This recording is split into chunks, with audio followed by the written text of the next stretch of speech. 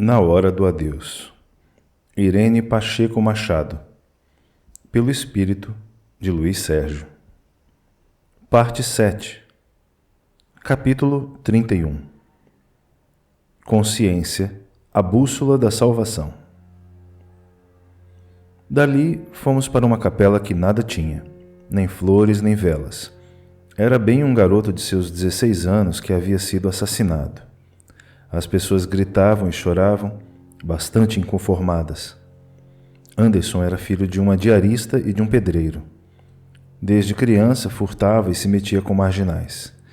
Apesar de presenciarmos desmaios, gritos e impropérios, ficamos intrigados pelo fato de que o coitado do Anderson nem no cemitério se encontrava.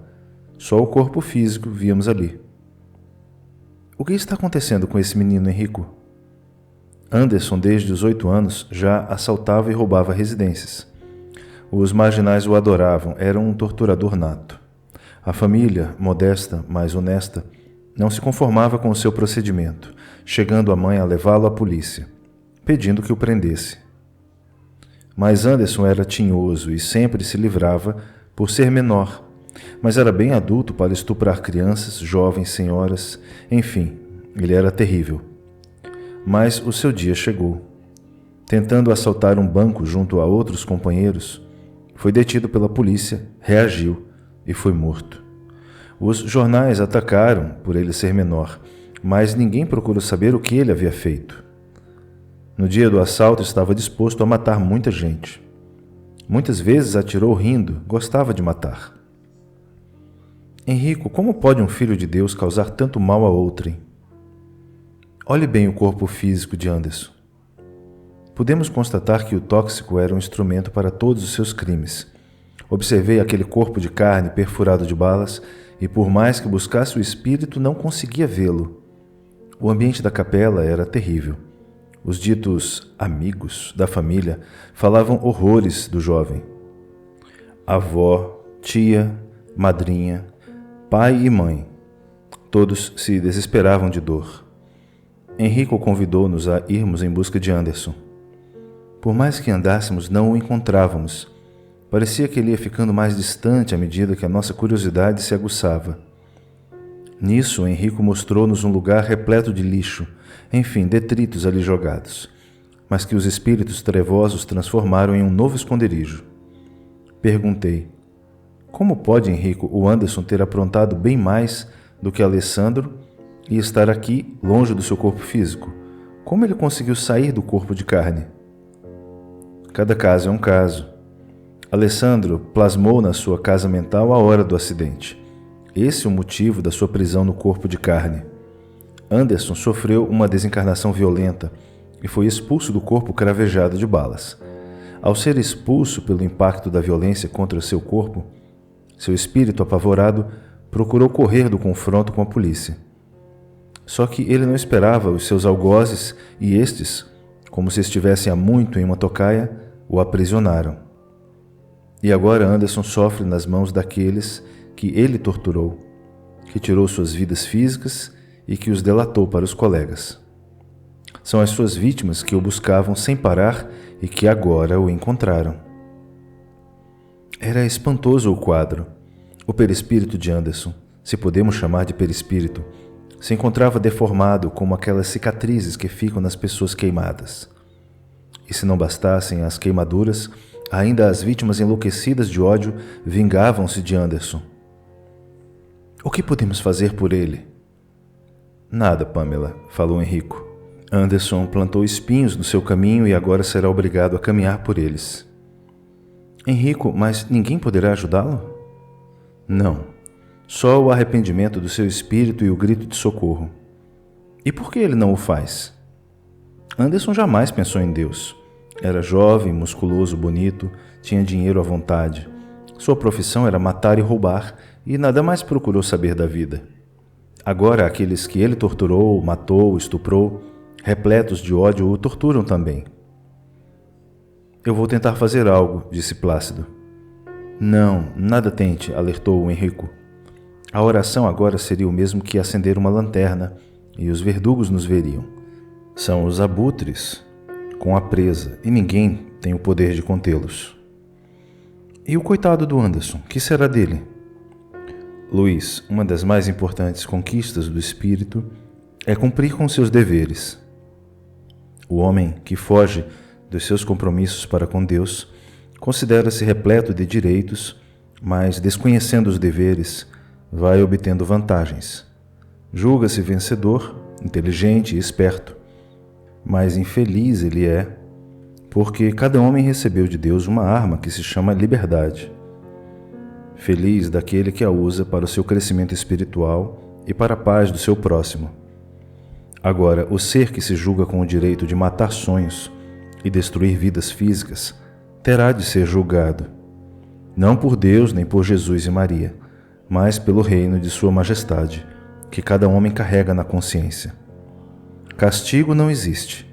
Deus é Pai bondoso e amigo e ama a todas as suas criaturas. O seu reino nunca será destruído. E feliz do homem que o honrar eternamente e jamais violar a sua lei. Anderson não só profanou sua consciência, como jamais procurou o presente de Deus, a bússola da salvação, a consciência. Ninguém tem o direito de destruir, e o homem que tira o sossego do seu próximo, assaltando, matando, torturando, um dia terá o ranger de dentes. Anderson agora está diante de uma triste realidade, as imensas folhas do seu livro da vida. Por mais que tentemos, ele não irá nos ouvir. No mundo que construiu para si, só isso existia: drogas, álcool, sexo, sangue e dinheiro. Para um técnico ou um mensageiro chegar perto, é difícil demais.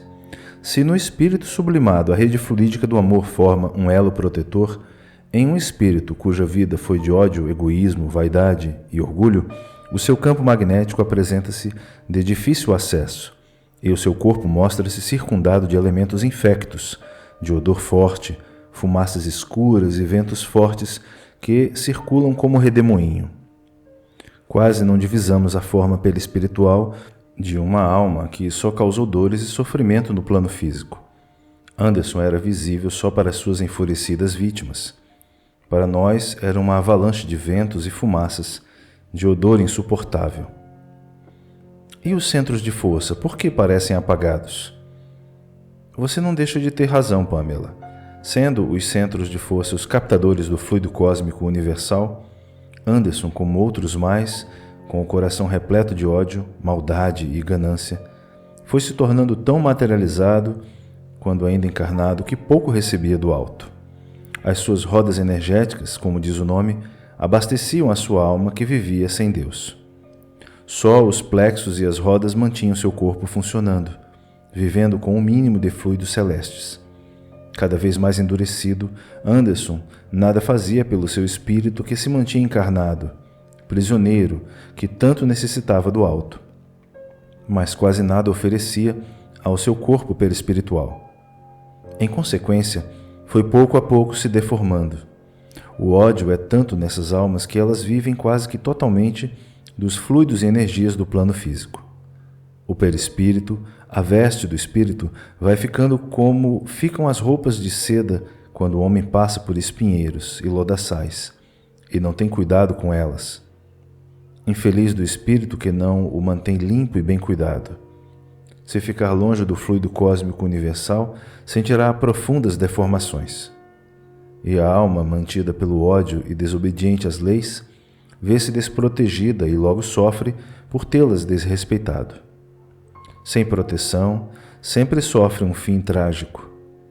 O caso de Anderson veio confirmar que aquele que vem ao mundo somente em busca de suas riquezas acaba bem longe da grandeza de Deus. Como é fácil, Henrico, pertencer a religiões onde basta pedir perdão para sermos salvos. Na doutrina espírita temos a certeza de que Deus perdoa a todos os seus filhos, mas a lei é implacável e aquele que erra terá de pagar por seus erros. Não entendi. É como um filho rebelde, Luiz. Ele pode ser perdoado pela mãe que o ama, mas se cometer delitos contra a sociedade, a mãe não vai livrá-lo. A lei, sim, irá julgá-lo. Deus perdoa infinitamente, mas ele jamais vai contra as leis da natureza, que são imutáveis. como Anderson poderá se livrar dos seus verdugos? Quando ele se conscientizar de que Deus é o Pai amado e pedir, com o coração repleto de arrependimento, ajuda ao alto. E ele será socorrido? Sim, mas se livrará somente dos seus algozes, não dos seus erros. Calei-me, refletindo. Como pode um homem julgar que é dono do seu destino? Será que pensa poder desarrumar a casa de Deus, mudar os planos que ele destinou para cada um dos seus filhos e não sofrer as consequências de seus atos? É ser muito ignorante das coisas do alto. Pamela tem razão quando diz que, no dia em que todos os filhos de Deus buscarem o remédio divino para seus espíritos, a terra será renovada. Henrico, o Anderson vai sofrer muito ainda, não é? Não sabemos, porque a cada um basta a sua própria consciência. Olhamos aquela bola de fumaça e enxofre sendo levada por espíritos deformados pelo ódio da vingança. Dali voltamos para a capela. O corpo cravejado de balas era apenas um amontoado de carne. O espírito, sua inteligência, sua força, agora dali distante, colhia o que semeara.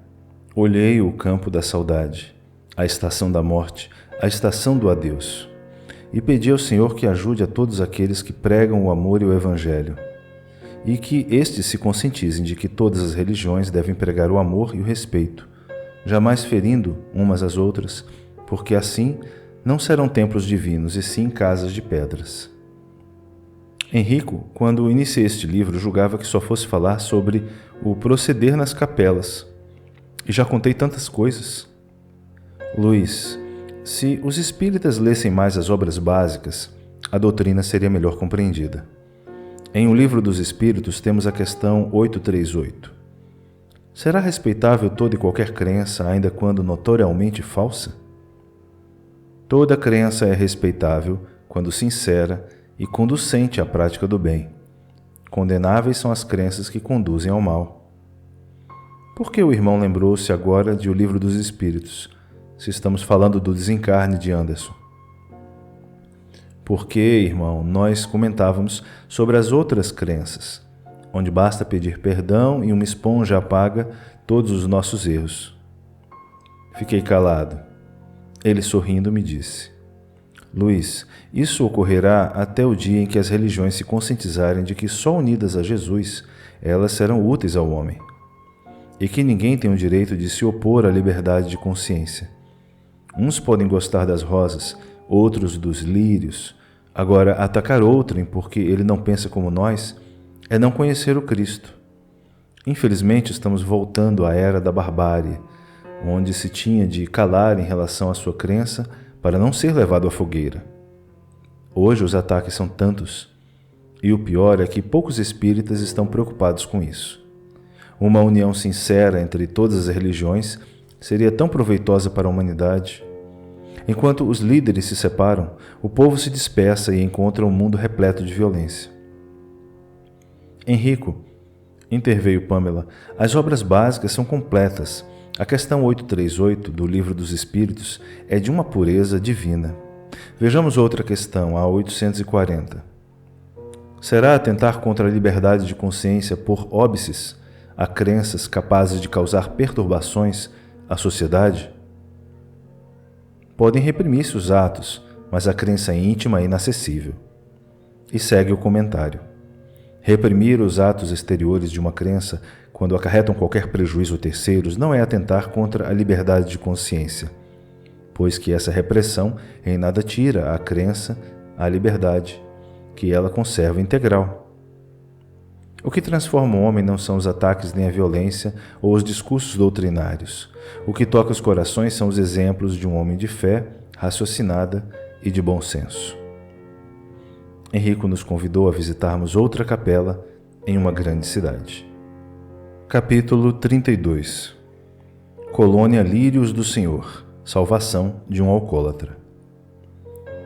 Distanciamo-nos da turma e com pesar constatamos que, à medida que visitávamos aquela estação do adeus, observávamos os seus jardins, se podemos dizer assim, muito maltratados. Pensei, por que as autoridades não preservam os cemitérios? Nem precisa colocar mármore nos túmulos, somente uma cruz com o nome do desencarnado, e à sua volta muito verde, flores, árvores, para que os pássaros louvem os corpos, cujos átomos irão compor outras vestes dos que voltarem ao mundo físico. Mas ali estava a realidade da falta de respeito aos corpos que pertenceram um dia a alguém. Não que isso beneficie ou desequilibre um espírito.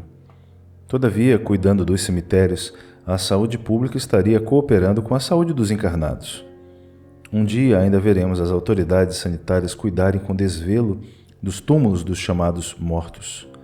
Algumas campas indicavam a violação por vândalos, outras em estado lastimável, repleta de detritos. Alguns pagam operários para limpar o túmulo dos seus familiares, e estes mesmos operários muitas vezes jogam papéis, pedras, restos de velas, enfim, tudo que representa lixo nos túmulos humildes, que nem cruz possuem.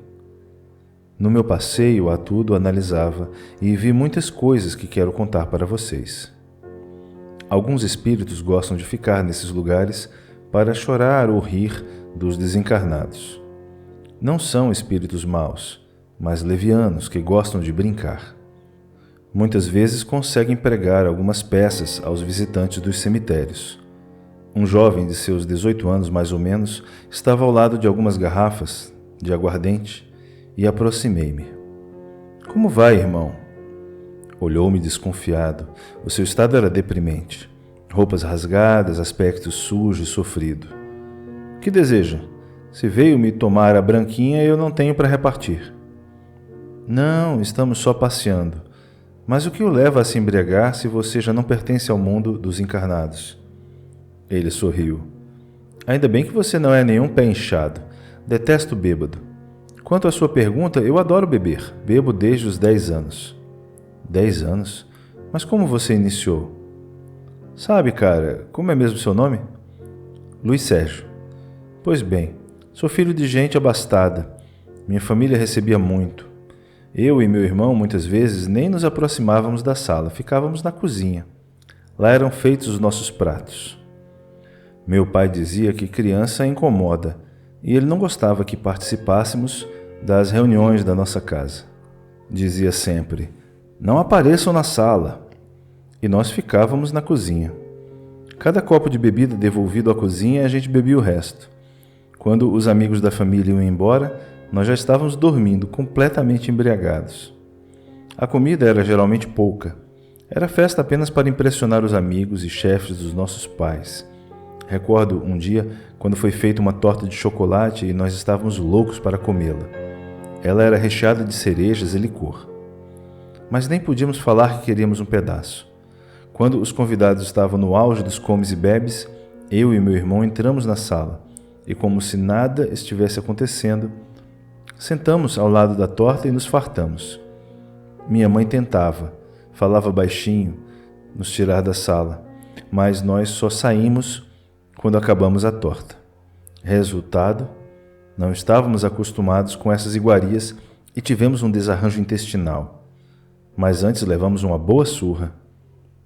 Mesmo já nos encontrando dormindo, fomos acordados para apanhar.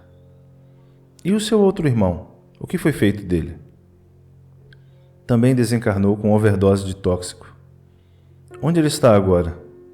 "Não sei e nem quero saber.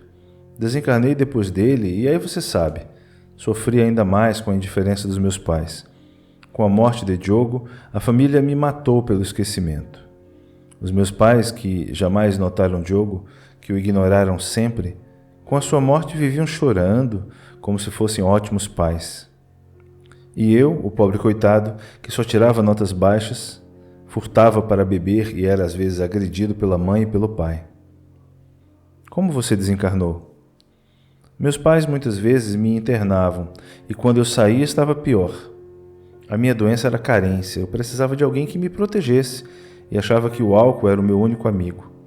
Em uma dessas internações, quando saí, fiz um coquetel de bebidas e entrei em coma alcoólico." "E por que você fica no cemitério tirando as emanações do álcool? O irmão nunca foi socorrido?" Virando mais uma garrafa, falou-me: "Aceita ou não aceita? Se não aceita, se manda. Detesto o conselho. Sai daqui." Você é um bom garoto e gostaria de levá-lo até uns amigos se você gostar deles. Você ainda irá conhecer outros belos lugares. E lá tem aguardente? Muito mais que uma garrafa. Tem uma cascata de oportunidades. Olhei aquelas garrafas e pensei, como o homem encarnado ainda não conhece o mundo espiritual. Ele ria, e como se fosse um bicho, se deitava no chão, rolando. Orei a Jesus. Senhor, tem piedade desse espírito que perambula pelas sarjetas do mundo físico. Faze, Senhor, que uma luz divina aflore na sua consciência, para que ele tenha força para divisar uma nova vida. Sabemos que prometes ficar ao lado dos maiores pecadores. Ajuda-nos. Enlacei o ombro de Pedro Paulo e fui levando-o com carinho até o posto de assistência. Uma irmã sorridente nos recebeu. Oi, Pedro. Seja bem-vindo. Nunca quiseste chegar nem perto do nosso chalé. Que bons ventos te trazem. Este cara diz que vai me levar para um alambique e uma refinaria de bebidas. A irmã olhou-me preocupada, pois não podemos mentir. Irmã M, trouxe o Pedro porque queria mostrar-lhe que, além do túmulo, existe uma nova vida, um paraíso. Pois Pedro Paulo desencarnou e não desencarnou, porque deixou o físico, mas não adentrou a porta da morte, que é o túmulo, para divisar o paraíso. Luiz, o seu grupo o espera no pronto-socorro Lírios Brancos, avisou-me M. Pedro Paulo deixou a garrafa e, com docilidade, foi sendo levado para a sala de banho, mas sempre segurando-me forte, como uma criança precisando de ajuda. Quando chegou no banho, quem disse que deixava alguém banhá-lo? Entramos e, brincando, fomos lhe dando um bom banho. Pela primeira vez o vi sorrir e nos sentimos como se fôssemos o pai daquele garoto. Falei com lágrimas nos olhos. Como está bonito o irmão! Agora quero levá-lo para conhecer meus amigos. E a roupa, não vou tirá-la? Você não se importa de vestir uma roupa de internado? Não, quero é me livrar desta. O mundo espiritual nos ensina o trabalho. Se o irmão logo buscar um, terá condição de adquirir roupas novas. Não me fale em trabalho, assim me mando daqui. Calma, não está mais aqui quem falou. Zé Maria, um dos enfermeiros, trouxe uma roupa destinada aos doentes, com que vesti Pedro Paulo. Ele me pareceu bem mais jovem do que quando, junto àquele amontoado de garrafas, se embebedando. Confesso que não estava entendendo a felicidade da mudança de Pedro Paulo, mas na hora em que M lhe ofertou um caldo reconfortante, percebi algo estranho. Parecia-me que alguém estava por detrás de tudo isso, que nós éramos apenas um meio que os socorristas encontraram para prestar auxílio a Pedro Paulo. Quando nos despedimos de M e saímos em busca do nosso grupo, encontramos Samuel, um irmão alto, forte e de vestes brilhantes. Obrigado, Luiz Sérgio, pela ajuda. Quem é o irmão? Somos socorristas do Senhor e há muito tentávamos levar Pedro Paulo para uma colônia. Mas como não podemos forçar ninguém, hoje aproveitamos o amor e o respeito do irmão para com ele o atendermos. Mas eu não vou com você, cara, nem o conheço, protestou Pedro Paulo. Tem razão, comigo o irmão não irá. O Luiz é quem vai levá-lo para o plano onde o irmão será beneficiado. Eu vou é para o paraíso, aqui entre nós, dizem que tem cada bebida. Samuel olhou-me preocupado. Irmão Luiz Sérgio, Pedro Paulo sabe para onde vai? Com o meu amigo vou até para o inferno, falou Pedro Paulo rindo. Samuel lhe disse, não, ele não vai te levar para o inferno, mas sim para o paraíso, como o irmão espera. Respirei aliviado, mas pensei, será que estamos fazendo tudo certo ou estamos entrando em trabalho que não entendemos? Samuel deu-nos algumas explicações. Uns 20 espíritos reluzentes o acompanhavam. São os socorristas, aqueles que abnegadamente ficam nos lugares trevosos retirando os sofredores. É um trabalho de amor feito por espíritos missionários. Eles descem ao inferno, entre aspas, para livrar o espírito das chamas do mundo físico. Que Deus o acompanhe, Samuel. Ele parou. Cheguei perto, peguei sua mão e a beijei. Ele me pareceu sem jeito, pois os bons espíritos não gostam de ser louvados. Irmão, não sei como lhe agradecer. Tome conta de Pedro Paulo e o leve até a colônia dos lírios do Senhor. O irmão Irim o espera. Irmão, não sei se poderei ir. Eu tenho um grupo de trabalho. O tarefeiro do Senhor não tem emprego. E depois o trabalho do Senhor é um todo e o irmão é um dos nossos auxiliares. Obrigado, mas antes me diga como podemos ser úteis. Pedro confiou no irmão não só pela sua juventude, mas também porque você fala a língua dos jovens. A língua dos jovens? Indaguei surpreso. Deus o abençoe, desejou-me Samuel. E assim foi saindo devagar junto aos seus companheiros de socorro. E agora, para onde me leva? Para tal cidade dos lírios? Lá deve ser quente. O chá de lírio derruba mais que bomba atômica. Não pude deixar de rir. Agora vamos sentar aqui e orar. Pedro puxou as mãos. Rezar eu não rezo. Está bem, você não reza, mas eu vou orar. Nisso que me preparava para orar, eis que passa um grupo de espíritos enfurecidos e completamente embriagados, cantando uma música, se podemos classificá-la como música. Sentimos-nos preocupados, pois Pedro Paulo saiu de carreira atrás do grupo, tentando tirar a garrafa de aguardente da mão de um deles. Desculpe a comparação, mas me senti como uma mãe que não controla o filho em uma casa de cristais, e este parte para quebrar tudo. Sentei-me com as mãos na cabeça.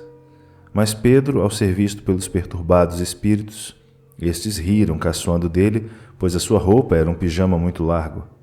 Pedro tentava esbofeteá-los, mas olhou-me. Conteve-se, parando, e mansamente veio para o meu lado. Desculpe, amigo. Agora vejo que eles são os loucos. Enlacei o seu ombro e falei. Vamos, Pedro, em busca da alegria. Percebi que Henrico e os outros estavam invisíveis, orando. Foram eles que trouxeram Pedro Paulo de volta. Abracei-me com Henrico emocionado. Os outros, Plácido e Pâmela, abraçaram-se comigo. Rapaz, quem são eles? Meus amigos, ou melhor, nossos. Como vai, Pedro? Quis saber Henrico. Ele não respondeu, procurando ficar ao meu lado em busca de proteção. Henrico olhou-me e saí com os outros na sua frente. Nessa hora, atravessamos o cemitério e fomos até o comboio. Estava lotado. Pude ver nele Samuel e outros socorristas. Não estava entendendo, pois não faço esse tipo de trabalho quando ouço uma risada. Era o Enoque, que ali se encontrava levando um grupo de irmãos que haviam desencarnado com overdose. Ficamos mais do que contentes. Era o raiozinho de sol das nossas vidas, o garoto sorriso. Que faz aqui, frade? Pedro respondeu. Ele está me levando para passear. Reito nada disse. Só passou a mão sobre a minha cabeça e, como um pássaro, voou para junto daqueles espíritos perturbados pelo tóxico. Pedro Paulo perguntou-me, quem é ele? É o sorriso do amor. Quê? Esqueça, para mim ele é a esperança de uma juventude eterna. O comboio estava muito cheio e, com pesar, constatamos que a maioria era de jovens que estão morrendo de AIDS, droga e álcool. E a sociedade é a maior responsável por tudo isso. Comecei a olhar para os rostos de crianças de seus 13 anos, 15, 16, quase todas suicidas inconscientes. Causas das mortes? Droga, alcoolismo, excesso de velocidade, irresponsabilidade dos pais. O filho recebe de tudo, só não recebe o Cristo, porque o Cristo ensina a renunciar em prol do próximo. Pedro falou-me. Não gosto daqui, desta condução. Só tem doido. Sabe, gosta do álcool, até que comecei na maconha, mas ela não se dá com o álcool. Aí a deixei e fiquei só com ele. Detesto doidões. Eles vendem até a sogra, falou rindo. Um irmão aproximou-se de nós e disse: Na estação 88, os irmãos podem descer. E assim logo estávamos em um campo. A grama amarelada dava um aspecto estranho ao lugar. Caminhamos. Não só nós, mas vários grupos. Chegamos a um lugar florido, cujos portões pareciam de ferro, onde estava escrito: Seja bem-vindo, Colônia Lírios do Senhor. Notamos que Pedro estava adorando o passeio, e a sua vida deveria ser muito triste, vivendo junto às garrafas. Adentramos o pátio. Parecia um tapete verde onde os lírios nos davam boas-vindas. Que lindo lugar, Luiz Sérgio. Aqui é que é o paraíso? É um pedaço dele. Aqui o irmão vai se conhecer melhor. Irmã Sabrine nos recebeu. É o Pedro Paulo? Como me conhece? Samuel já nos falou do irmão. Virando-se para mim, Pedro disse: Samuel é aquele homem alto? É, ele é um dos mensageiros de Jesus. De Jesus? E ele existe mesmo? É verdade o que dizem os carolas? Jesus, o governador da terra, é o caminho que nos leva a Deus. Você gosta dele, não é, Luiz Sérgio? Gostar é pouco. Adoro Jesus Cristo. Ele é a mão amiga que vai tirando os obstáculos do nosso caminho. Pode levá-lo à ala 13, comunicou Sabrine. 13? Detesto 13, falou Pedro Paulo. Ninguém lhe deu bola e ele, quietinho, acompanhou-nos. Paramos em uma ala que mais parecia um hotel de veraneio, toda florida, mas com muitos doentes. Luiz, aqui é um sanatório de malucos e eu não sou maluco. Não, meu amigo, jamais nós iríamos fazer algo para você que o prejudicasse. Estamos aqui em uma colônia. Nada mais falou e logo descobriu um colega, correndo para perto dele. Como ficou feliz em reencontrá-lo. Aproveitamos para nos retirar. Jamais irei esquecer o olhar de carinho daquele jovem. Ele não encontrava palavras para agradecer-me por tê-lo levado para o paraíso, como dizia ele. Agora pergunto, por que a família não apresenta Deus a seu filho, evitando o inferno dos vícios? Despedi-me e fui saindo devagar. De repente alguém me chamou. Era ele, Pedro Paulo. Luiz, não me esqueça. Volte sempre aqui e, por favor, use o seu prestígio para que eu seja bem tratado aqui. Pedro, no mundo em que vivemos não existe pistolão. Existem deveres e todos nós devemos deveres uns para com os outros. Até qualquer dia. Ele me acenou. Antes de me retirar, visitei toda a colônia e me assustei como aumentaram as colônias que abrigam alcoólatras, tanto quanto as dos dependentes de drogas. Reparei em uma garota que brincava com uma flor. Cheguei perto dela e ela me perguntou o que eu fazia ali. Falei sobre Pedro Paulo e pedi-lhe que lhe desse uma força. Ela prometeu que o faria e me contou como se viciara no álcool. Tudo igual. Os pais o consumiam socialmente e ela também. Só que as tristezas da vida a levaram a tentar esquecê-las ingerindo cada vez mais, chegando até a beber os perfumes da mãe. Desencarnou muito cedo, com parada cardíaca. O homem, se buscasse ainda encarnar os lugares onde o ser humano sofre, melhor educaria sua família. Mas ele tende a fugir de tudo o que lhe causa apreensão, e assim, ignorando as causas dos vícios, nem percebe que junto a ele existe um dependente, sem sonhos e sem esperanças. Despedimo-nos dela e fomos até o escritório de Sabrine. Ela nos falou da colônia e ficamos sabendo que cada dia aumenta mais o vício nas mulheres, principalmente nas jovens. A liberdade sexual deste século está mexendo com a cabeça das meninas. Elas ainda não se libertaram das culpas que as trocas de parceiros lhe causam. E o pior é que a mulher cada vez mais está contraindo AIDS. A liberação sexual está levando a um aumento assustador da doença. Sabrine, perguntei, esta colônia é só para alcoólatras? Sim, Luiz, mas em geral um alcoólatra também é viciado em tóxico. E a idade dos doentes dessa colônia? Mais jovens e crianças do que adolescentes. A sociedade, Luiz, não abriu os olhos para o triste fato do alcoolismo. O álcool, a droga liberada, é que causa os estupros de pais em filhos, os assassinatos, as violências. O álcool é tão terrível que mata pouco a pouco, e quase toda a população o consome. Os casos mais tristes do alcoolismo são os das mães que amamentam seus filhos e os viciam. Essas mães não sabem o mal que fazem aos bebês. Luiz, a simples cerveja faz o jovem prisioneiro. É um chope aqui, uma cerveja ali, um vinho acolá, e o homem fica prisioneiro do álcool. Não sabemos onde a sociedade irá parar. Hoje ela é escrava do modernismo. Capítulo 33. A saudade de Jandira. Passei aqueles 2 dias em casa com vovó e logo estava de novo trabalhando. Vovó é uma margarida de Deus no jardim do meu coração. Ficar ao seu lado é o mesmo que voltar à infância, aos seus cuidados, ao seu amor. Olhando-a, penso, para os pais, para os avós, as crianças não se tornam adultas, graças a Deus. Hoje recordo o meu passado, a alegria de quando criança. Quando adulto, com esta alegria e vontade de viver, chegava a ser desagradável, tal a minha agitação.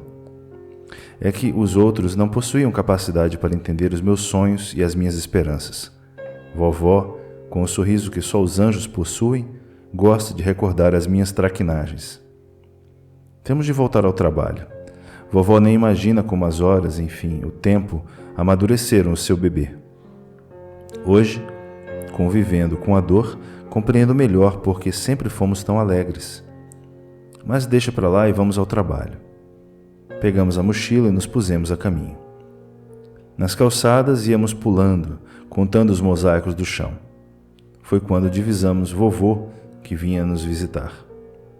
Como vai, Luiz? Que bom vê-lo, vovô. Já estava com saudades. Nós também, só que não temos muito tempo para as visitas familiares. A cada momento a dor aumenta nos 2 planos. Conversamos brevemente e depois nos despedimos. Olhei bem para ele e pensei, como tem aumentado a nossa família no mundo espiritual. Assim é a lei. Cheguei cedo ao local combinado e ainda esperei um pouco. Aproveitei para estudar o Livro dos Espíritos e Deus na Natureza. Quando o grupo apareceu, Pamela falou. Que bom aluno, hein?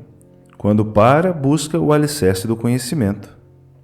Vamos, irmãos, o trabalho nos espera, convidou-nos Henrico. E assim logo estávamos na casa de Oliveira, que contava apenas 2 dias de desencarnado. Sua esposa fazia greve de fome, prostrada no leito. Somente fumava, recusando todo e qualquer alimento. Quando chegamos, o médico lhe receitava soro e ela chorava, relutando em viver. Eu não quero viver, não vou conseguir aguentar a saudade do Oliveira. Ficamos olhando Jandira e constatamos o quanto ela brigava com o marido, não o deixava em paz. Era ele quem lhe comprava, inclusive os cosméticos, pois tinha preguiça até de pensar. E não era só isso. O coitado jamais podia levar um amigo em casa. Ela gritava e o agredia, assim como ao seu colega. Para ela, Oliveira só existia para lhe fazer os gostos. Mesmo dos 2 filhos tinha ciúme. Para ajudá-los, Oliveira o fazia às escondidas. Jandira, que sempre infernizara a vida do marido, agora estava morrendo de dor pelo seu desencarne. Henrico, ela está com saudades dele? Luiz Sérgio, Jandira tinha um servo e não um marido. Até o dinheiro de Oliveira ela controlava. Por isso ela sente tanto a sua falta. Quem irá servi-la agora? Os filhos? Não, Luiz. Os filhos não suportam a austeridade de Jandira. A nora ela jamais aceitou. Vai ser-lhe muito difícil conviver com alguém como Oliveira, existem poucos. E ela irá desencarnar? Perguntou Pamela. Sim, um dia. Agora não. Queria, neste instante, ter o poder de aparecer para Jandira dizendo: sou a morte, vim buscá-la. Falei brincando. Plácido e Pamela riram muito. Temos a certeza de que ela terminaria logo com a greve de fome. Em breve vai compreender que a morte não é como muitos pensam, completou Henrico. Ela tem religião? Perguntou Pamela. Sim, só que não a pratica. Compreendo. Existem muitas pessoas cuja religião está só nos lábios, não no coração. O médico deu-lhe um tranquilizante e Jandira adormeceu. Com muito medo foi saindo, desprendendo-se do corpo físico. Estava assustada. Henrico a chamou e ela veio para perto de nós. Irmã, por que a greve de fome? Saudade, não saberei viver sem Oliveira. Desculpe, mas não é verdade. As saudades verdadeiras são repletas de amor E a irmã não amava Oliveira. A irmã não tinha um marido, e sim um servo. Quem é o senhor para me falar desse jeito? Não lhe importa quem sejamos. Só queremos que deixe o Oliveira em paz. Com o seu proceder está perturbando-o. Eu quero bem junto a mim. Para quê? Para ele me orientar, como sempre o fez? Jandira, quem ama não sobrecarrega ninguém. Quem ama caminha lado a lado e não atrás, empurrando ou chicoteando, sem se preocupar se o outro está cansado ou não. Às vezes Oliveira chegava do trabalho e a irmã o fazia voltar à rua porque não lhe trouxeram o pão. Mas eu sempre fui uma mulher trabalhadora. A irmã ordenava, mas tudo mais quem fazia era o seu marido. Até logo mais, detesto o sermão. Espere, a irmã não deseja ver o Oliveira? Quê? Posso vê-lo? Claro. Se o sono não levasse os encarnados até os seus entes queridos, todos desencarnariam de saudades. As visitas são normais entre os dois planos. E por que ninguém se lembra? Porque se assim fosse, todos os que amam verdadeiramente desejariam viver dormindo. Vamos logo. Estou louca para ver o meu marido amado, idolatrado, eternamente meu. Olhamos uns para os outros, penalizados pelo sofrimento de Jandira, e logo estávamos em um pequeno hospital de recém-desencarnados. Depois da permissão de Olinda, adentramos a enfermaria onde Oliveira repousava. Jandira, quando o viu, correu para ele. Por que você me deixou, Oliveira? Não pensou no meu sofrimento e no dos seus filhos? Egoísta, veio para cá numa boa e nós, coitados, sofrendo com a sua ausência. Jandira, por favor, deixe-me em paz. Estou cansado. Henrico, aproximando-se dele, esclareceu. Oliveira, trouxemos sua mulher porque ela estava preocupando seus filhos, fazendo greve de fome. Jandira, pelo amor de Deus, não faça com os nossos filhos o que a vida inteira fez comigo. Chantagem. Chantagem? O que você está me dizendo? Que eu fazia chantagem com você? Sim, Jandira. Sempre alegou doenças que jamais existiram, fazia-me sair em busca de remédios a altas horas da noite, depois de um dia exaustivo. Quero avisar-lhe, se você morrer, não vai me encontrar. Eu me disfarço, desapareço, fujo de você. Eu estou com saudade e você briga comigo desse jeito, disse chorando. Não, Jandira, eu só quero é a sua saudade e o seu equilíbrio. Busque uma coisa nobre para fazer na sua igreja. Você não quer que eu vire espírita? Não. Ninguém vira espírita buscando a doutrina espírita somente pela curiosidade. Só com um estudo sério é que alguém se torna espírita. Se não for assim, dificilmente o homem vai amar a doutrina. Mas você sempre lutou para me levar ao centro? Sim, e você jamais foi e ainda me tirava de todos os lugares onde eu buscava trabalho. O seu ciúme doentio não me deixava parar em lugar algum. Perdoe-me, Oliveira.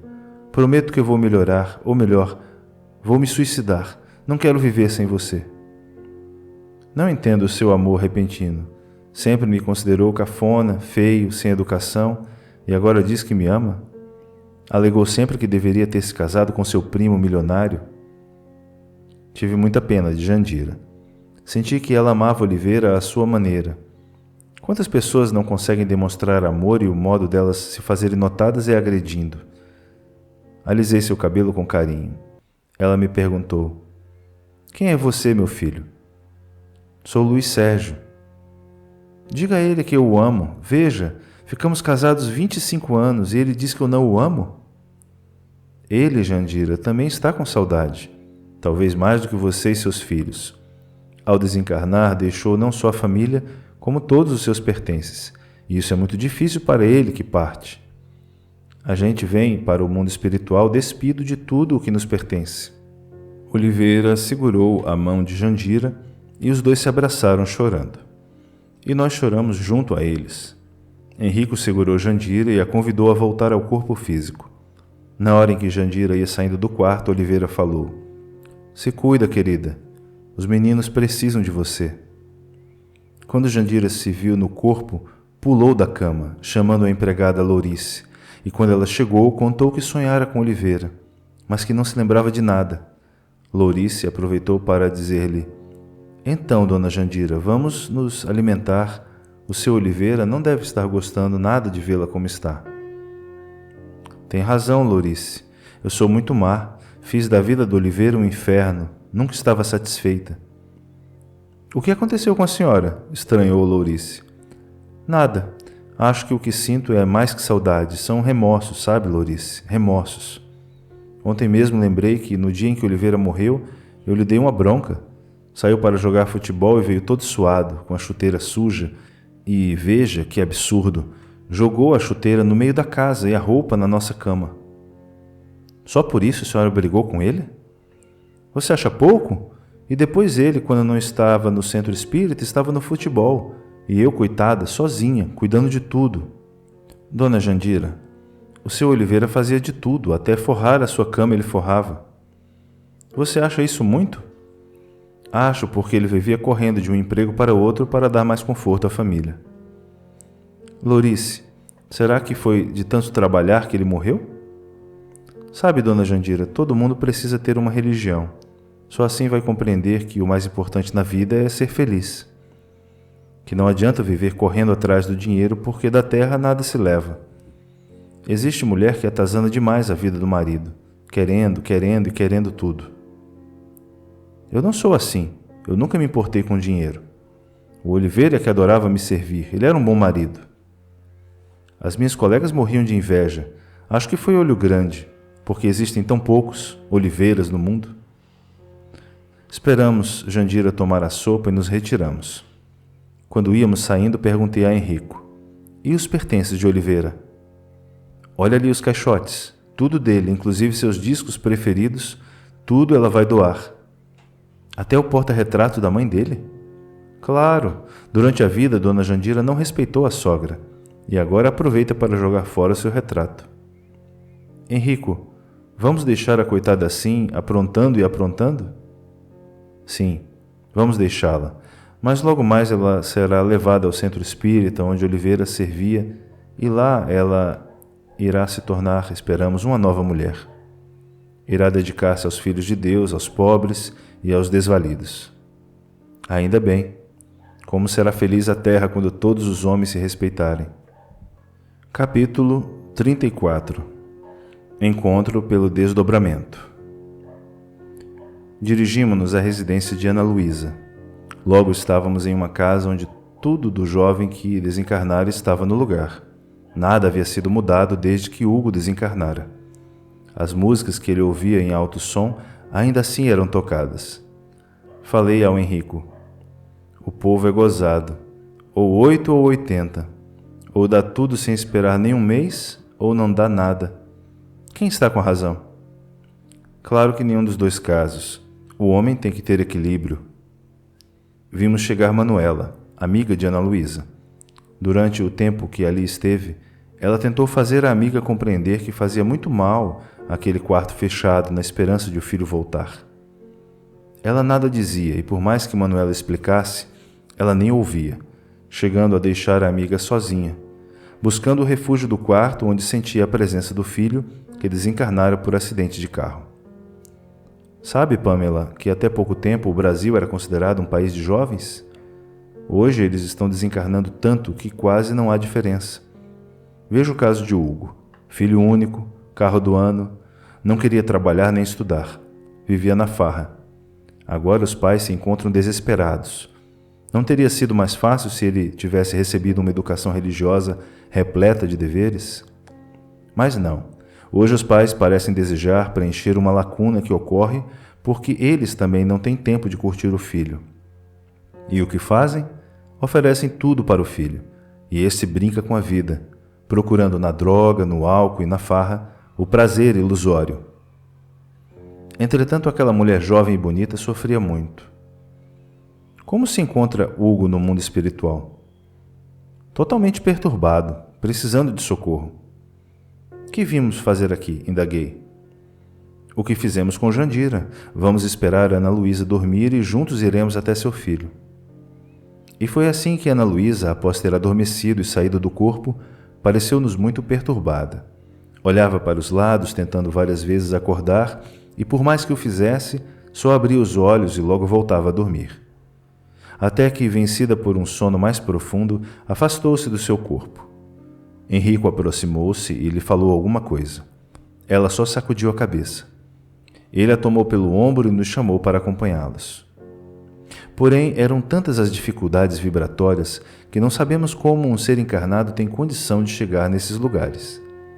Mas notamos que Ana Luísa estava protegida pelo seu mentor e por Henrico. O lugar onde Hugo se encontrava era um pequeno posto de assistência. Quando Ana Luísa viu o filho, correu para perto dele, beijando-o e abraçando-o.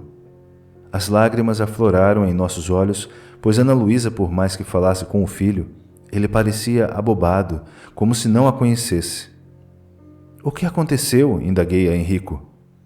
Na hora do acidente, Hugo se encontrava drogado. Ele ainda não se conscientizou do seu desencarne e isso vai demorar um pouco, sendo esta a causa de termos trazido Ana Luísa até aqui. No instante em que a mãe abraçava o filho, tentando despertá-lo, algo aconteceu. Ela foi puxada de perto do filho com uma velocidade incrível, sem dar tempo de alguém fazer alguma coisa. Somente o seu mentor saiu juntamente com ela. Ficamos ali com Hugo e eu perguntei a Henrico, o que aconteceu agora?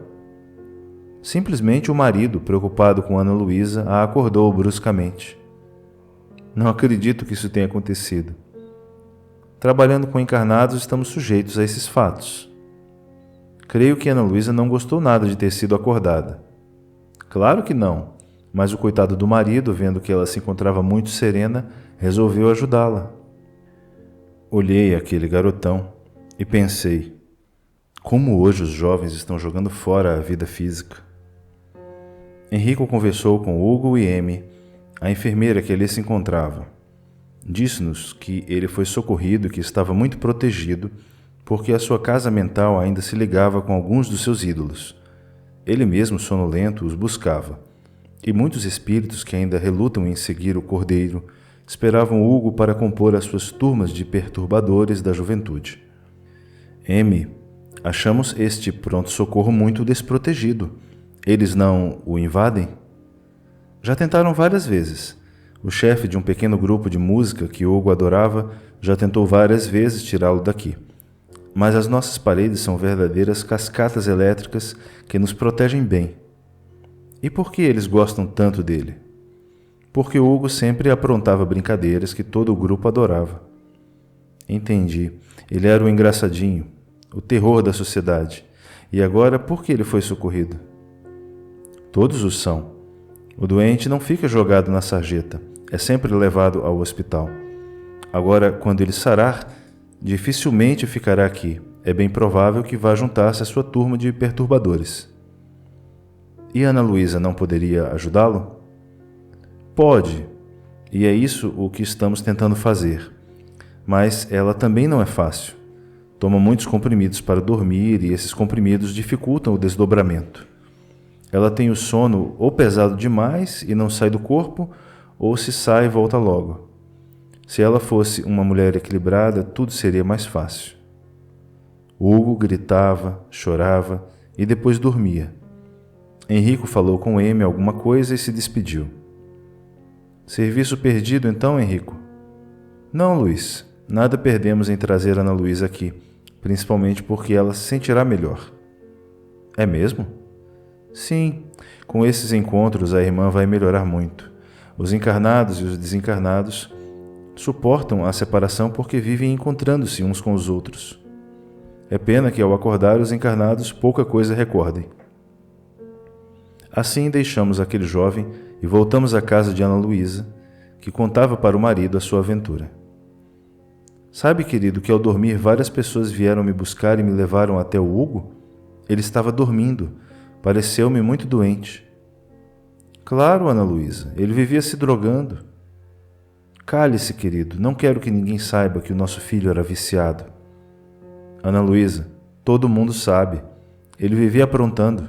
Até furtar carros ele furtava. Um menino que tinha de tudo, até carro importado, e só gostava de gente mau caráter. Parece até que você gostou de ele ter morrido. Claro que não gostei, mas para ele eu acho que foi melhor. O seu fim seria cruel, em uma cadeia ou com alguma doença grave. Não fale assim de seu próprio filho. Desculpe-me. Volte a dormir. E você, aonde vai? Vou ler um pouco, ando com dificuldades de conciliar o sono. Tome alguns comprimidos. Não, detesto comprimidos para dormir. Quem os consome está precisando de um bom profissional. Quem sabe assim fique forte com a sua ajuda. Antenor foi para a sala e Henrico com ele. Sentou-se para ler e logo dormiu. Henrico acercou-se dele e com sua mentora falaram-lhe de Hugo. E assim, estávamos nós de novo de volta ao umbral. Quando chegamos, Antenor segurou a mão do filho e lhe disse: Como vai, filho? Para surpresa de todos, ele respondeu: Oi, pai, onde estou? Não sei, filho, só lhe peço que seja bonzinho. Pai, onde está a mãe? Ela está descansando. E a máquina quebrou muito? Sim, vai para o ferro velho. Ainda bem que não morri, não é mesmo? Não entendo dessas coisas, mas você está inteiro, apesar de termos retirado seu corpo em pedaços. Não diga que eu morri. E quem sou eu agora? Coitado do Antenor, nada sabia sobre a vida após a vida. Henrico explicou. Hugo, você corria muito e, tendo se drogado, não foi capaz de segurar o carro. Ele virou uma lata amassada, assim como seu corpo de carne. Esse que aqui está é o verdadeiro Hugo, despido do corpo físico, mas em espírito. Eu não morri? Não, o espírito é imortal. Você apenas deu um passo e entrou no mundo espiritual. Eu não quero morrer. Aqui você viverá. Você morria assim cada vez que buscava a droga. Cale a boca, o pai não sabe. Quem disse que eu não sei? Sempre soube, filho, do seu envolvimento com drogas. Cheguei a pagar para os traficantes que lhe forneciam drogas muito dinheiro. Não está com raiva de mim? Os pais sempre perdoam os filhos. Sabe por quê? Porque os amam. Os pais sofrem com os filhos, jamais deixam de amá-los. Queremos, Hugo, que você não busque os drogados daqui. Assim não mais verá seu pai e sua mãe. Os viciados levarão você para as zonas de sofrimento, alertou Henrico. Não, filho, por favor, procure Deus e torne-se um dos seus filhos, pediu-lhe Antenor. Nisso, Hugo foi abraçado pelo pai, que para o corpo físico voltava, chorando de emoção. Hugo abraçou Henrico e pediu-lhe ajuda. Moço, eu quero ser feliz. Capítulo 35. Respeitemos a fé alheia. Víamos os dois planos. Em um, Hugo abraçado com Henrico, pedindo que o ajudasse, e no outro, o pai narrando à esposa o sonho quase igual ao dela. Tinha visto o filho e falado com ele. Deixamos aquela família com o coração repleto de alegria por existir os dois mundos tão meus. Mais uma vez, nos dirigimos à estação do adeus. Quando lá chegamos, a capela estava repleta. Quem é o irmão? Um conceituado espírita, Luiz. Estranhei, pois era conversa para cá, conversa para lá. Espírita? E ninguém ora? Não são somente os de outras religiões que não sabem se portar em uma capela, pois isso depende da educação religiosa de cada um. Já vimos pessoas de outras religiões concentradas e respeitosas diante de um corpo físico, assim como muitos espíritas. Henrico, não será nervoso essa falação? Não, é falta de conhecimento mesmo. Esperávamos que alguém orasse. As conversas eram muitas e o barulho terrível. Junto ao corpo físico, José Ricardo orava em silêncio. De vez em quando, olhava seus companheiros, que não paravam de falar. A família nunca aceitou a doutrina espírita, e ali, ao lado de José Ricardo, as velas permaneciam acesas. Com um olhar tristonho, ele a tudo assistia. Só faltava entrar um sacerdote, Henrico. Pamela sorriu falando. Faltava? Olhe quem vem chegando. Não era um padre, e sim um pastor. Aí que o barulho se fez forte. Os colegas, os irmãos de fé de José Ricardo, não compreenderam aquela atitude da família. Mas nada disseram. O pastor fez a sua pregação, por sinal muito bonita. Só que José Ricardo chorou muito por não compreender a atitude familiar. Quando a esposa se tornou crente, ele, prevendo o futuro, deixou escrito que no seu sepultamento desejava a presença dos espíritas, as preces e as leituras do Evangelho segundo o Espiritismo. Mas o fanatismo da sua família não dava a ela uma fé raciocinada. Julgando que José Ricardo, como espírita, era presa dos demônios, os familiares desejaram que seu corpo físico fosse exorcizado. No momento em que o pastor se calou, o presidente do centro onde José Ricardo frequentava começou a falar sobre a morte. O filho de José tentou fazê-lo calar-se, chegando a segurar seu braço, mas, para nossa surpresa, José Ricardo acercou-se de João Milano, o presidente do centro, e este falava sem deixar que o interrompessem. No início, a viúva e os familiares estavam furiosos, contudo foram se acalmando com a preleção de João Milano. Muitos que se encontravam lá fora, conversando, acorreram para melhor ouvi-lo. No final da preleção, disse João: José Ricardo é um irmão de fé, e o verdadeiro cristão respeita a escolha religiosa do seu próximo. Só os que temem é que levantam trincheiras para atacar a religião do seu semelhante. Quando Cristo veio ao plano físico, ele não condenou ninguém, veio para explicar e nos ensinar a viver o Decálogo. Qualquer religião que ataca o seu próximo não é seguidora do Senhor Jesus. Ele nos disse: Bem-aventurados os misericordiosos, e quem tem misericórdia jogando pedras nos templos dos outros. Disse também: Bem-aventurados os pobres de espírito, quem diz impropérios ao seu irmão que professa outra crença, possui um espírito orgulhoso e vaidoso. Jesus disse: Eu sou o caminho, a verdade e a vida. Feliz do homem que buscar esse caminho, sem dificultar a caminhada daqueles que não pensam como ele. Estava inebriado com o dom da palavra de João Milano, mesmo vendo a manifestação dos espíritos bons sobre ele. Depois que terminou, João pediu desculpas à família e acrescentou: Não podíamos deixar de orar por um confrade que lutou, sofreu e, injustiçado, foi por acreditar na sobrevivência da alma. O filho de José Ricardo nem deixou o orador calar-se. Foi logo fechando o caixão. Mamãe, por que você não fez calar esses fanáticos loucos? Não basta termos aguentado o papai esses anos todos se dedicando à casa dos demônios? Filho, não sei o que aconteceu. Alguém me fez calar e, por mais que eu desejasse, não conseguia chegar até o louco do João Milano. É Satanás, tem força, e hoje ele veio buscar a pobre alma do pai. Olhei para José Ricardo, que, em silêncio, acompanhava o enterro do corpo que ele usara durante 55 anos. Como é bonito o desencarne de um verdadeiro espírita. Aquele irmão que teve de lutar para impor a sua fé dentro do seu próprio lar, agora colhia o que plantara no plano físico, junto a seu pai, um grande espírita do passado. Enfim, junto a vários espíritos que vieram recebê-lo. Diante do túmulo, José Ricardo orou a Deus. Senhor, obrigado pela indumentária que me serviu esses anos todos. Perdoe-me se dela não cuidei como era necessário, mas sou grato porque procurei respeitá-la como a grande companheira de evolução. Devolvo à terra o que à terra pertence e peço que me seja ofertado o direito de uma nova vida de trabalho e dedicação ao meu próximo. O barulho e as conversas continuaram. Enfim, ninguém respeitava a hora do adeus. José saiu antes do corpo descer à sepultura, sem ver a esposa gritar e chorar. Falei ao grupo. Que grito fora de hora. Acho que o momento já passou. Luiz Sérgio, deixe a irmã manifestar o seu sentimento. Pode até ser remorso, disse-me Henrico. É mesmo. Como existem pessoas que infernizam a vida do seu companheiro que professa religião diferente. Sabe, Henrico, não são só os de outras religiões, também há espíritas que não respeitam a religião do seu próximo.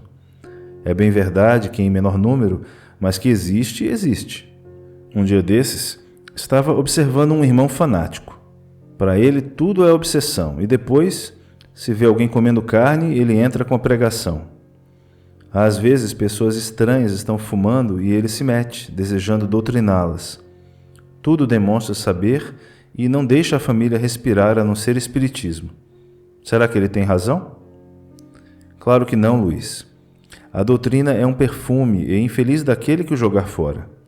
A doutrina é como a verdade, ninguém a impõe. Ela resplandece espontaneamente como o sol, principalmente com as crianças. Nós não podemos ser intransigentes, porque assim elas, quando crescerem, não irão gostar do espiritismo. A figura do pai ou da mãe repressora estará sempre à frente de Jesus. E foi ele quem disse: não embaraceis os pequeninos. Qualquer religião imposta pela força não é de Jesus. Ele jamais forçou alguém a segui-lo. Quem o seguiu o fez por amor. Mas são os que não forçamos que se perderam nos vícios e na indiferença. Quem deseja que a sua família seja cristã tem de dar exemplos vivos de dignidade, de humildade e de fé, principalmente às crianças. Elas sabem quando os pais não são sinceros. Olhamos mais uma vez José Ricardo e ele, compenetrado na sua nova vida, retirava-se ao lado de seus amigos espirituais. Henrico, perguntei, por que o barulho na capela? Já é comum isso acontecer. Poucos se propõem a orar, acham que quem desencarna está morto mesmo. Não sabem os encarnados a luta de alguns espíritos para deixar o corpo físico. E muitos são enterrados junto ao corpo de carne, por julgarem que estão vivos, que ainda precisam do corpo doente. Dali fomos ao auditório, que ficava sobre as capelas, onde o irmão Lourenço pregava sobre o comportamento daqueles que ficaram e o que é bom para aquele que deixa o corpo físico. Primeiro, a família deve vestir bem aquele que mudou de plano, com camisa, calça, meia, cueca, enfim, não esquecer das roupas íntimas. Por quê? Perguntei a Lourenço. Porque se existem alguns que não se importam, há aqueles que, ao notar que não estão completamente vestidos, ficam preocupados, incomodados. Depois, se o irmão ou irmã sofreu uma doença que o deformou, é recomendável não expô-lo à curiosidade dos presentes. O certo, nesses casos, é manter o caixão fechado, para que seja guardada a imagem que tinham dele quando estava bem. Evitar cobrir o caixão com flores. Existem irmãos que se revoltam, muitos não gostam. O que fazer? Alguém indagou. Cobri-lo com um lençol até a cintura. Lembre-se, isto se o irmão não gostar das flores sobre o seu corpo. Se o irmão for espírita, não colocar crucifixo nem acender velas. Evitar conversas inúteis e barulho. Sendo uma hora de dor, os presentes devem respeitar a família e aquele que partiu. O prudente é colocar músicas clássicas para abafar o barulho. Todos devem ler um trecho da Bíblia, se não forem espíritas, e os espíritas o Evangelho segundo o Espiritismo, e fazerem comentários sobre o que foi lido, para preencher o tempo e evitar conversas. Cantar hinos religiosos e, nos intervalos, orar. Orar, continuar orando até o sepultamento. Orando e cantando, não deixando os presentes perturbarem a hora do silêncio. Evitar chorar abraçado com os familiares, principalmente quando eles estão sofrendo calados. Lembre-se de que quando vamos despedir-nos de alguém, precisamos também consolar aqueles que ficaram. Evitar comentar como desencarnou aquele que partiu, pois fazem muito mal ao recém-desencarnado os comentários sobre o seu desencarne, como também perturbam a paz daqueles que ficaram. Por quê? Perguntei. Porque é muito marcante para o espírito. O momento da separação do corpo físico fica sempre gravado em sua casa mental. E para que vamos fazê-lo relembrar-se a cada minuto? Quem parte deseja a paz, vai em busca da esperança e da felicidade. Se somos curiosos, façamos força para nada perguntar em uma capela. Esperamos que todos os que aqui trabalham busquem intuir os que aqui vêm. É muito triste a hora do adeus. Aquele que parte e aqueles que ficam não têm sossego, porque os ditos amigos não os deixam sofrer em paz. A dor só é amenizada se compreendida, e quem irá compreender se sua alma e seu espírito estiverem desequilibrados? O certo é não perturbarmos o que parte e os que ficam. Depois de nos ensinar várias coisas, ao se retirar, alguém lhe perguntou: é certo colocar no caixão alguns pertences do que parte? Claro que não. Para ele não terá valor algum. Às vezes pode até perturbá-lo, levando-o a ficar guardando os seus pertences junto ao túmulo. Irmão, até quando o homem ignorará a morte? Ninguém a ignora, apenas a teme. Isso só irá acabar no dia em que todos compreenderem que a morte não existe. O que existe é uma metamorfose, e graças a ela o homem não fica inerte no túmulo. Quem não acredita nessa verdade também não crê que o Cristo ressuscitou. E o que é ressuscitar? É o espírito deixar o corpo físico sem olhar para trás, surgir no seu verdadeiro corpo e ganhar a liberdade. Porque quando a veste física fica muito frágil, o homem muitas vezes sofre quando encarnado. É uma dor de barriga quando neném, a dentição, assim como vemos desde bebê, o homem sofre no corpo físico por este ser muito frágil. Ele é uma veste que envelhece e se rasga. Fez uma prece e se retirou. Olhei Henrico e comentei: que aula importante, não, irmão? Sim, Luiz. Pena que poucos conheçam o valor do equilíbrio e o quanto é bom lutar por ele. Muitos irão perguntar: qual a finalidade deste livro na hora do adeus? Observando tantas coisas anticristãs, é que decidimos escrever este livro, aproveitando os momentos de folga da Universidade Maria de Nazaré. Ele não tem a pretensão de salvar o mundo nem de mudar o comportamento dos que ficam. Mas se uma só família passar a respeitar o seu ente querido que jaz na capela, ficaremos contentes. O livro terá atingido seu objetivo.